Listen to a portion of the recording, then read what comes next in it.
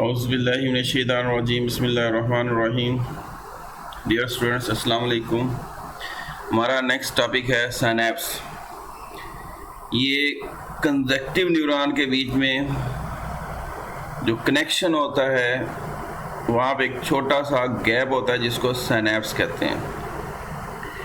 तो इनका साइटोप्लाज्म तो आपस में नहीं मिला होता है, लेकिन यहाँ पे एक केमिकल ब्रिज बनता है जिसमें से नर्व इम्पल्स गुजरती है। इसलिए नर्व इम्पल्स को इलेक्ट्रोकेमिकल वेव कहते हैं कि न्यूरॉन के ऊपर इलेक्ट्रॉन की या आयंस की जो है अरेंजमेंट, जैसे पहले हमने पढ़ा नर्व इम्पल्स कैसे पास होती है, पॉजिटिव नेगेटिव आयन की अरेंजमेंट चेंज होती है। और लेकिन जब ये सिनैप्स पे पहुंचती है तो यहाँ पे केमिकल ब्रिज बनता है, इसलिए इलेक्ट्रोकेमिकल वेव होगी। तो दो न्यूरॉन के बीच में जहाँ पे ये ब्रिज बनता है इसको सिनैप्स कहते हैं। ये आपस में कंजक्टिव तो हैं लेकिन जुड़े नहीं होते हैं क्योंकि इनका साइटोप्लाज्म दोनों का अलग अलग है, ये आपस में नहीं मिलता। तो कंजक्टिव यानी साथ साथ वाले न्यूरॉन जो हैं इस तरह से अरेंज होते हैं कि axon endings of one neuron are connected to the dendrites of the next neuron.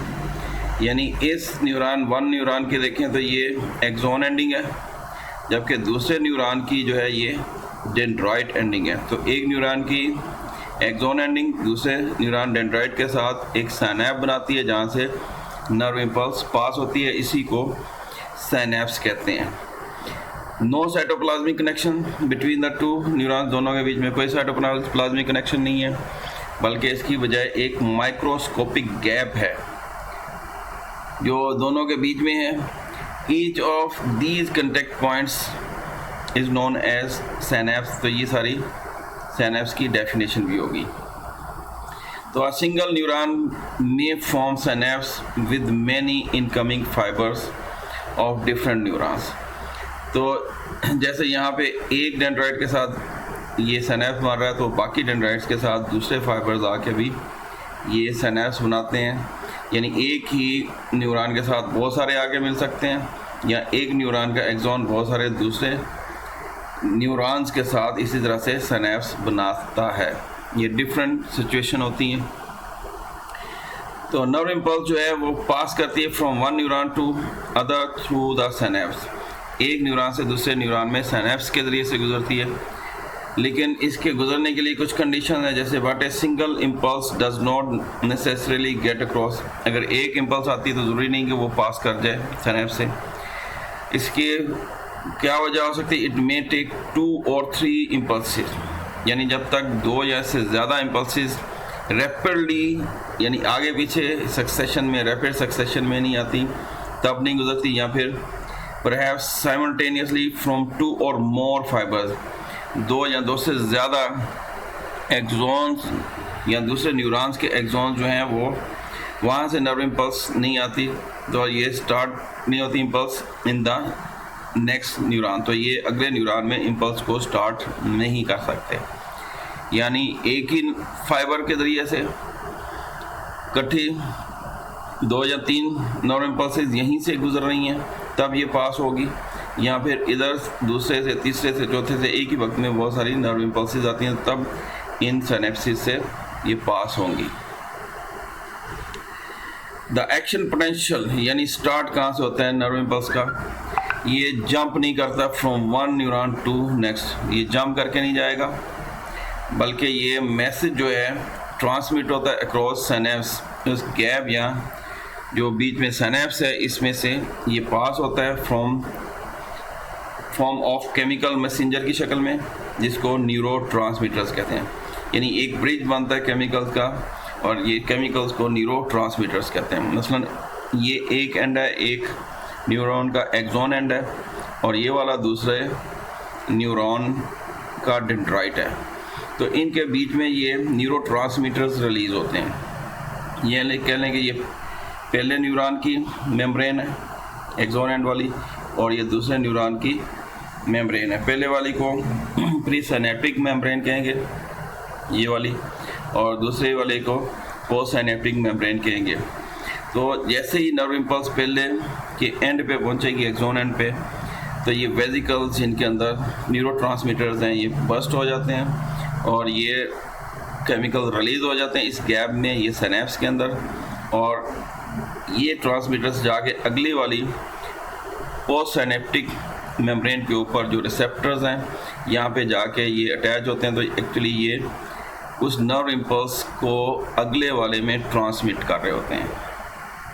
तो when A impulse reaches A synaptic knob, जब ये सिनेप्टिक, क्योंकि ये नॉब की शक्ल अख्तियार कर लेता है एंड पे जाके, इसलिए इसको सिनेप्टिक नॉब भी कहते हैं।